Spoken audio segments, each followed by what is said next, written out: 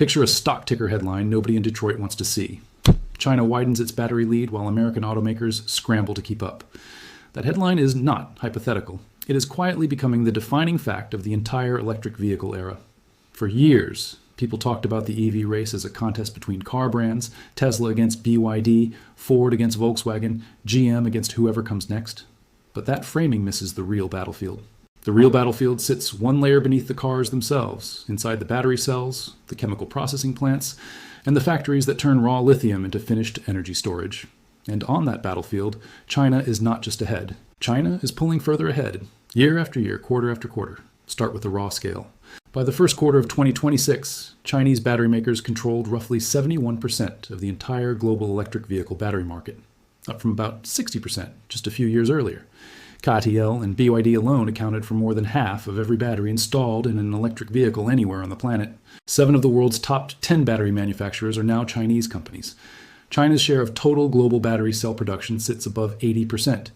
These are not soft estimates. These are hard manufacturing numbers, tracked quarter by independent research firms in Seoul and London, who have every incentive to be accurate, because South Korean and Japanese competitors are the ones losing ground. KTL alone now regularly captures more than 40% of the entire global market by itself, a single company holding a larger share than the next several competitors combined.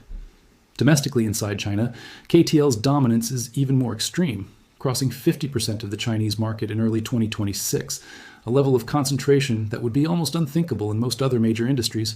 BYD, the second largest player, has seen its own market share dip slightly even while remaining firmly in second place, mostly because the broader Chinese market itself is expanding so fast that even flat growth translates into a shrinking percentage share. South Korea's LG Energy Solution remains a serious competitor, and Japan's Panasonic still supplies major customers, including Tesla, but both companies have watched their global share erode steadily, squeezed by tightening access to American manufacturing incentives on one side and overwhelming Chinese scale on the other. So the obvious question becomes, why? Why does China have such a commanding lead when lithium itself is mined in Australia and Chile and Argentina and increasingly in Nevada? The answer is that owning lithium was never really the prize. Lithium is just the starting ingredient. The real prize is controlling everything that happens to that lithium after it comes out of the ground. The chemical conversion into battery-grade material, the cathode and anode manufacturing, the cell assembly, the pack integration, and the manufacturing know-how that only comes from doing all of it at enormous scale for years. China built that entire ecosystem methodically, while much of the rest of the world was still debating whether electric vehicles would even catch on. Now imagine an executive at an American automaker, someone we can call Daniel, sitting in a strategy meeting in Detroit. His company has designed a genuinely competitive, affordably priced electric vehicle. Engineers finished the design months ago. A factory is being retooled to build it. Marketing has consumer research showing real demand. Everything is ready. Except one thing, the battery cells. Daniel discovers that Chinese suppliers can deliver comparable battery cells significantly cheaper, and at a volume his own domestic suppliers simply cannot match yet. Suddenly, his hardest problem is not designing a good electric car. It is building, financing, and scaling a battery supply chain capable of competing on price with an industry China has been perfecting for the better part of 2 decades. That gap in Daniel's boardroom is not an isolated story. It is playing out inside nearly every automaker outside China right now. Let's talk about the actual cost gap, because the numbers are stark. Analysts tracking battery pack pricing put Chinese battery packs at roughly $127 per kilowatt hour on a volume-weighted basis. North American production runs around 24% higher than that. European production runs about 33% higher still. Separate analysis from Carnegie researchers estimates Chinese lithium iron phosphate cells specifically can run 24 to 50% cheaper than comparable European-made cells. Think about what that means for an automaker trying to sell an affordable electric vehicle. If your battery costs meaningfully more than your competitor's battery, you are left with only bad options. Accept a thinner profit margin. Raise the price of the car and risk losing budget-conscious buyers. Or scramble to find ways to cut costs elsewhere in the vehicle, which often means cutting features, materials, or safety margin that customers actually care about. None of those options is good, and that is exactly the bind facing automakers across the US and Europe right now. This cost advantage did not appear overnight, and it is not simply because Chinese labor is cheaper. It comes from an industrial feedback loop that has been compounding for years. More factories generate more manufacturing experience. More experience improves yield and efficiency. Higher efficiency lowers the cost per battery. Lower costs attract more customers, both domestic and international. More customers generate more revenue. That revenue funds the next generation of factories and research. And the loop repeats, faster and more efficiently every cycle. It is the same industrial logic that turned South Korea into a shipbuilding powerhouse decades ago, or Japan into a consumer electronics giant before that, except this time China is applying it specifically to the technology that will define transportation and energy storage for the next several decades. Data from the US, Energy Information Administration, illustrates just how deep this goes. China was found to play a significant role at essentially every stage of the global battery supply chain, accounting for roughly 44% of interregional trade in raw and processed battery minerals, and around 58% of interregional exports of finished battery materials, packs, and components. That is not one company having an advantage. That is an entire national industrial base built around a single strategic technology. Now, Washington is not ignoring this. It is worth noting China's own domestic market is not without its stresses either, which adds a layer of nuance often missing from the simpler version of this story. China's domestic EV market has become genuinely saturated, with dozens of competing brands fighting over similar buyers, and years of aggressive price cutting have squeezed automaker margins across the board. Beijing itself has signaled a shift in strategic priority, quietly removing new energy vehicles from the list of strategic emerging industries in its latest 5-year economic plan, suggesting officials see the sector moving from a phase of rapid expansion into a phase requiring more discipline and consolidation. That does not mean China's battery advantage is fragile. It means the next phase of competition inside China itself will likely be brutal, with weaker manufacturers consolidating or failing, and the strongest players like ATL and BYD emerging even more dominant globally as a result, since export markets increasingly matter more to their growth than an increasingly crowded domestic one. On August 20th, 2026, the U.S. Department of Energy announced $500 million in new grants spread across 7 companies working on exactly the weak points in America's battery supply chain: lithium extraction, cobalt refining, and battery material recycling. Lilac Solutions received $100 million to build a commercial-scale lithium extraction and refining facility on Utah's Great Salt Lake, with a stated goal of doubling current domestic lithium production in its first phase. Jervois, which controls a significant cobalt deposit in Idaho, received $100 million to build what would become the country's only cobalt refinery, despite the company having gone through a bankruptcy restructuring just last year because of weak global cobalt prices. Nth Cycle, a battery recycling company backed by commodities trader Trafigura, received $100 million to build a facility processing what the industry calls black mass, the shredded mineral-rich remains of used lithium-ion batteries. 4 smaller companies split the remaining funding, covering cathode recycling, electrolyte chemicals, lithium metal materials, and silicon anode battery technology. These investments matter, and they are real progress. It is worth understanding what each of those 7 projects is actually trying to fix, because together they map almost perfectly onto the weak points China has already solved. Lilac's Great Salt Lake project targets the extraction stage, getting lithium out of brine faster and with a smaller footprint. Jervois targets refining, the step that turns raw cobalt ore into a battery-grade chemical input, a stage where the U.S. currently has essentially zero domestic capacity outside this single new facility. Nth Cycle and the recycling-focused grants target the back end of the chain, recovering material from batteries that have already been built and used once, rather than mining new material at all. Taken together, the strategy is not simply dig more. It is trying to build extraction, refining, and recycling capacity simultaneously, on parallel tracks, because no single stage alone closes the gap with China's fully integrated ecosystem. But here is the uncomfortable truth sitting underneath every one of these announcements. Factories take years to build. Processing facilities take years to permit and construct. And even after a battery factory physically opens its doors, it does not immediately operate at the efficiency of a facility that has been running for a decade. New battery plants routinely experience unusually high scrap rates in their early years, as workers and engineers learn how to consistently hit production targets without wasting material. That means simply building a new American battery factory does not automatically mean it can compete on cost with a Chinese facility that has already spent years working out every inefficiency in its process. It is a real capability that takes time to mature, not a switch that flips on the day construction finishes. And America has a second obstacle that China largely does not face in the same way: water.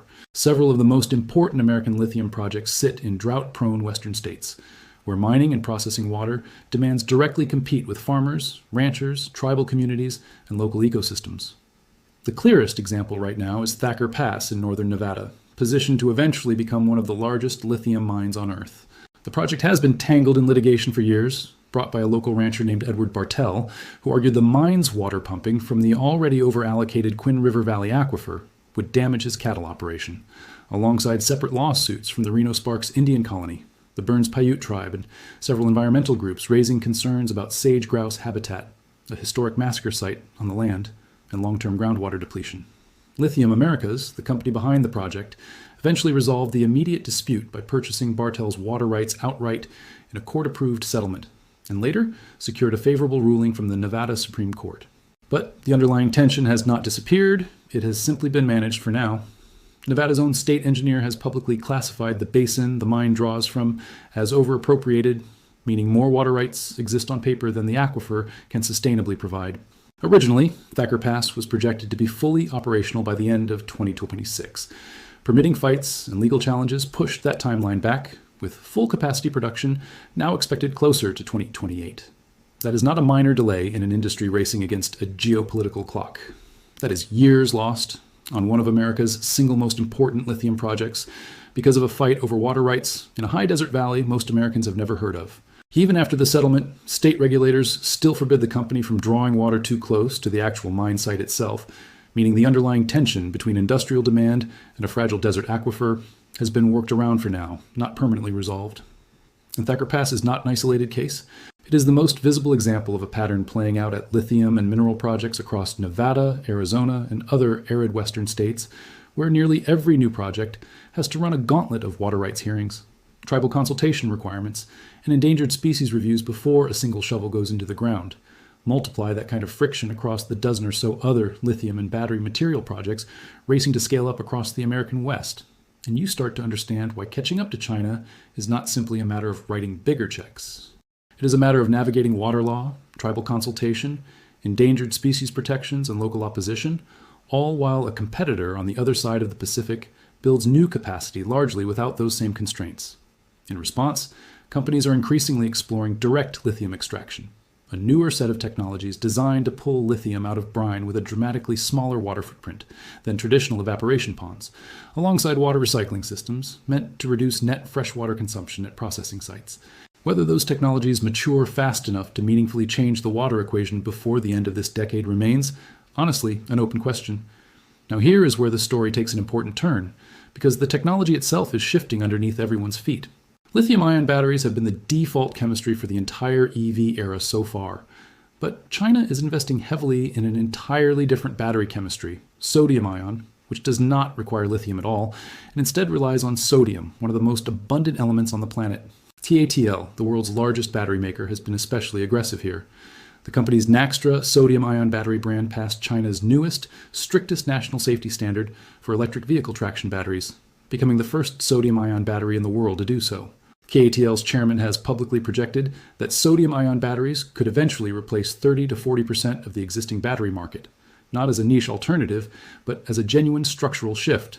Commercial deployment is already underway, not theoretical, with the Chang'an Nevo A06 becoming the first mass-produced passenger vehicle built around a sodium-ion battery, and CATL rolling the chemistry out simultaneously across battery swap stations, commercial trucks, and stationary energy storage systems. Carnegie's own 2026 analysis warns explicitly that the United States and other advanced economies risk falling behind China in sodium-ion technology specifically, right as Chinese companies move from pilot programs into full commercial deployment.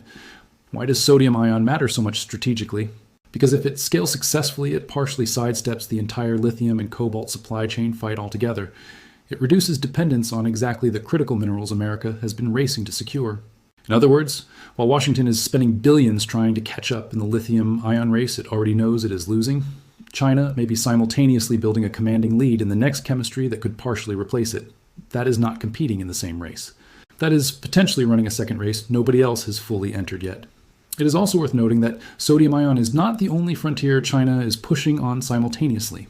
KTL's own chief scientist has pointed toward longer-term research into lithium-air chemistry as a potential successor technology further down the road, suggesting the company is not just defending its current lead, it is actively trying to extend it into whatever comes after both lithium-ion and sodium-ion eventually mature. That is the deeper pattern we're sitting with. China is not simply winning today's battery technology. It is positioning itself to win the next one and possibly the one after that, before most competitors have even finished catching up to the current generation. And this fight is no longer only about cars, which is easy to forget if you only think of batteries as an electric vehicle story. Electricity demand across the United States is rising sharply, driven substantially by the explosive growth of artificial intelligence data centers, which require enormous, steady power draws around the clock. Grid-scale battery storage, the technology that stores renewable energy and smooths out demand spikes, is becoming an increasingly critical piece of national energy infrastructure, not just a clean energy talking point. Sodium-ion chemistry, with its lower cost and more abundant raw material, is particularly well suited for exactly this kind of stationary storage application, where energy density matters less than raw affordability and safety. So the battery race quietly touches artificial intelligence infrastructure, renewable energy expansion, national electric grid resilience, military technology, consumer electronics, and industrial-scale energy storage, all at the same time. Whoever controls the cheapest, most reliable battery technology does not just win market share in car sales. They gain quiet leverage over how fast an entire economy can electrify everything else. So is this a lost cause for the United States? Not necessarily, and it is worth being precise about why. The U.S. still holds real structural advantages, enormous capital markets willing to fund speculative industrial projects, some of the best research universities and national laboratories in the world, major automakers with global brand power, and a technology sector that dwarfs almost anyone else's in raw innovation capacity. It also has functioning alliances it can lean on, Australia for raw lithium, Canada for nickel and cobalt processing, and a growing web of partnerships in Latin America. Australia in particular sits on some of the world's largest hard rock lithium reserves, and Australian officials have grown increasingly vocal about the risks of a supply chain this concentrated in one country, positioning themselves as a natural partner for both American and European manufacturers, looking to diversify sourcing away from Chinese processing.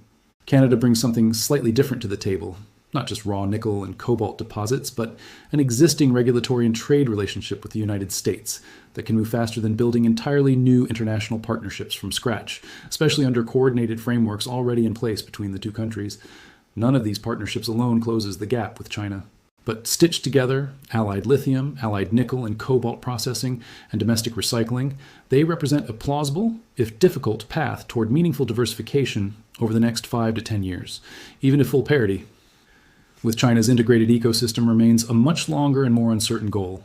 And there is one additional weapon America has been slower to fully deploy: recycling. Instead of extracting every gram of new lithium, cobalt, and nickel from the ground, batteries that have already reached the end of their useful life can be broken down and their materials recovered and reused. A U.S. Government Accountability Office assessment released in July 2026 found that battery recycling specifically could meaningfully reduce American import dependence on several critical minerals within as little as 2 to 3 years, a genuinely fast timeline compared to almost everything else in this story. The same report found recycling technology for recovering copper, cobalt, lithium, and nickel from used batteries is already technically mature. The science works. The real bottleneck is not the chemistry. It is capacity and feedstock, meaning the United States currently lacks enough domestic recycling infrastructure, and too much of the raw material that could feed that infrastructure, the shredded battery scrap known as black mass, has historically been exported overseas for processing rather than kept and processed at home. Washington has already started responding to exactly that gap.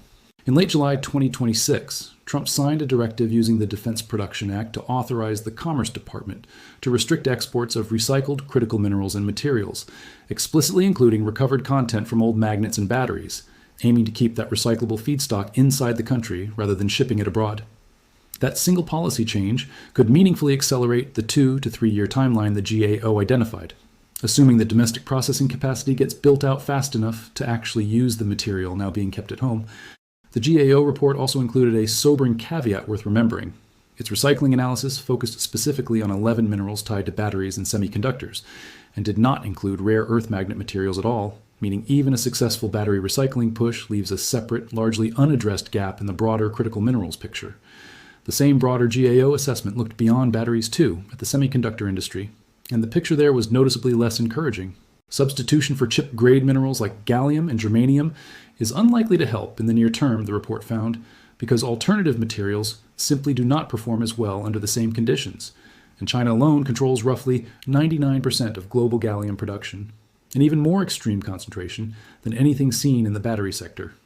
Recycling semiconductor materials at scale faces its own separate hurdles, since only a tiny fraction of critical material can actually be recovered from a typical discarded electronic device, and using manufacturing scrap for recycling is not yet standard industry practice in the United States. GAO's overall assessment across both industries was blunt, substitution, and recycling technologies can help.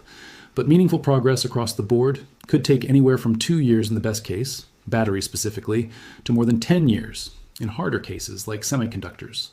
That is a wide range, and it underscores that there is no single fix here, only a collection of partial solutions moving at very different speeds. So what is the actual risk here, stripped of the more dramatic headlines? The biggest danger for America was probably never a scenario where China suddenly cuts off battery exports overnight and grinds American industry to a halt. The more realistic and more corrosive risk is slower and quieter, a future where the United States becomes structurally, permanently dependent on Chinese battery technology and Chinese manufactured cells, while Chinese companies continue moving down the cost curve faster than anyone else can match, year after year, compounding that industrial feedback loop indefinitely. That kind of dependency would not announce itself with a single dramatic crisis.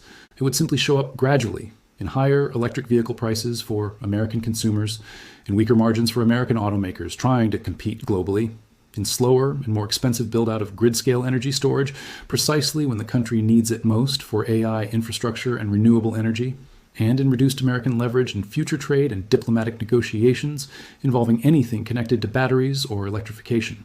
That is why this fight matters so much more than it might first appear. Lithium, and increasingly sodium, are no longer simply commodities traded on a spot market somewhere. They have become foundational infrastructure for the next phase of the global economy, the same way oil and steel were foundational to the industrial economy of the 20th century. China built a commanding, compounding lead across nearly every stage of that infrastructure: mining, refining, cell manufacturing, and now next-generation chemistry, over roughly 2 decades of patient, sustained industrial policy. The United States is now spending tens of billions of dollars trying to close that gap in a fraction of the time, fighting water rights lawsuits in Nevada, racing to scale unproven recycling infrastructure, and hoping domestic sodium-ion research can catch up to a Chinese competitor that is already shipping commercial vehicles built around the technology. The race is far from finished, but the honest framing of where things stand right now is not simply who has the most lithium in the ground. The real question that will decide this competition is who can consistently turn raw minerals into the world's cheapest, safest, and most reliable batteries, at massive scale, year after year, while continuously improving. Because whoever wins that underlying industrial contest will not just sell more electric vehicles. They will hold a genuinely critical piece of leverage over the global economy for decades to come, touching everything from the price of a new car in an American driveway to how quickly the next generation of AI data centers can be powered reliably and affordably. China currently holds that advantage decisively, and it is still widening. America is racing to change that, company by company, factory by factory, lawsuit by lawsuit, grant by grant. Consider the timeline realistically, side by side. China spent roughly 2 decades building this ecosystem, starting well before most Western governments treated batteries as a strategic priority at all, layering mining investment, refining capacity, manufacturing scale, and now next-generation chemistry research on top of each other continuously, year after year, without significant interruption. America is trying to compress an equivalent transformation into a window closer to 5 to 10 years, while simultaneously fighting water rights litigation in Nevada courtrooms, building recycling infrastructure that barely exists yet, negotiating trade and supply partnerships with allies who have their own competing priorities, and hoping domestic sodium-ion and next-generation battery research can mature fast enough to matter before Chinese commercial deployment locks in an even larger structural lead.